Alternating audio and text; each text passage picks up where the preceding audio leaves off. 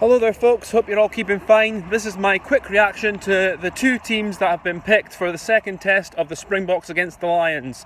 Both teams have made 3 changes. I'm going to go through them now, starting with South Africa.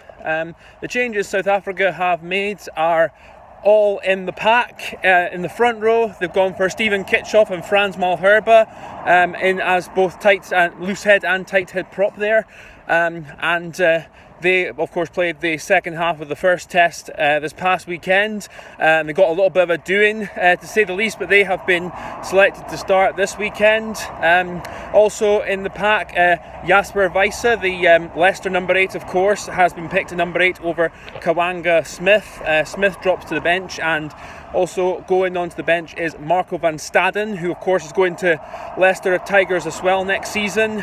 So South Africa have gone for a 6-2 split on the bench, which suggests to me that they're going to be looking to play more of a power game in the second half and focusing more on wearing the Lions down in the forwards. But we will see what happens with the team the Lions picked. I feel sorry for Ali Price, because I thought he played very well in that first test and didn't deserve to be dropped to the bench, but he has been dropped to the bench and replaced by Conor Murray. Elsewhere, Chris Harris comes in at 13 for Elliot Daly. That's not a massive surprise, considering Elliot Daly didn't really work for him much in the 13 shirt. I thought he was exposed a bit, especially for the Springboks try on Saturday, and there's times he wasn't reading the game as well as he could have done, it just didn't work for him. I think Chris Harris coming in is a good shout, and he's done well on the tour so far, and defensively as well. I think Harris is a bit better at Daly defending the 13 channel, so overall good shout there.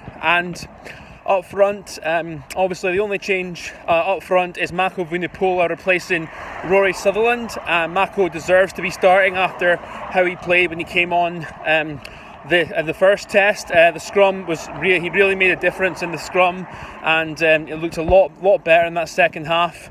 But I think it's going to be more of a challenge this week. In terms of how I see the game going, also on the bench, Taulupe Faletau comes in for Hamish Watson. Mish, I think, can consider himself unlucky, because I didn't think Tom Curry played all that great in that first half on the first test, but he's kept his place at 7, and Mish is the unlucky one to be left out the 23 altogether, and Elliot Daly drops to the bench, with Liam Williams dropping out the 23 altogether, and Liam Williams can consider himself somewhat unlucky there, but that's the team that's been picked. In terms of how I see this game going, I think it just reminds me of the quote that Ian McGeechan said, Ian McGeechan, what he said in the 1997 tour going into the second test against the Boks of that series, where he said, like, when an animal is wounded, it doesn't think, it fights for its very existence.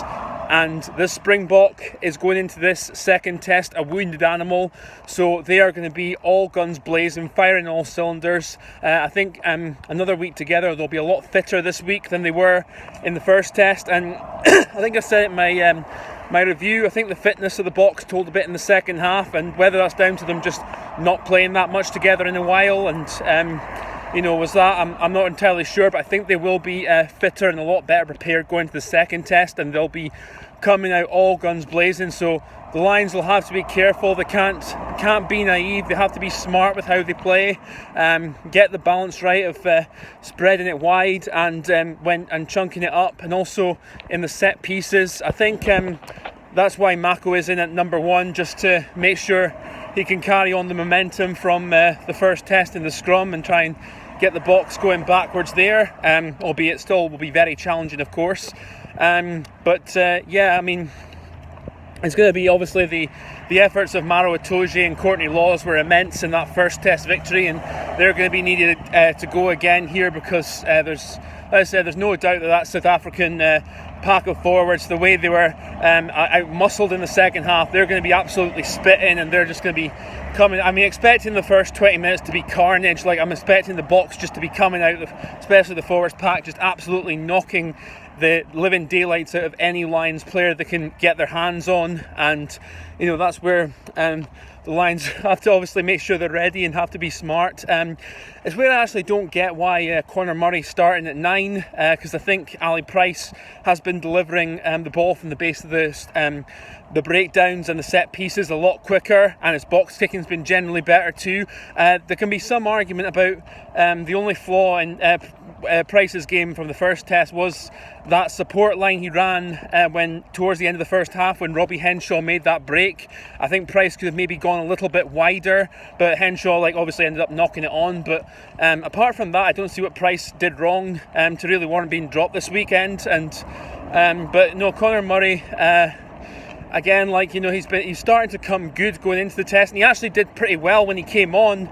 But I still, I'm not sure. His experience, maybe that's where Gatland's thinking here, and going a little bit more pragmatic. But we'll see. It should be a fascinating contest, a hard one to call. Again, I'm going to go for one score, and I think the box might just edge this one. I think they will be absolutely fired up after last week, and I think they might just get it, but it'll be close. The Lions can definitely do it, absolutely, but we'll see what happens. It should be a cracking game. That's all I've got to say, guys. Thanks for watching, take care, and I'll catch you later on.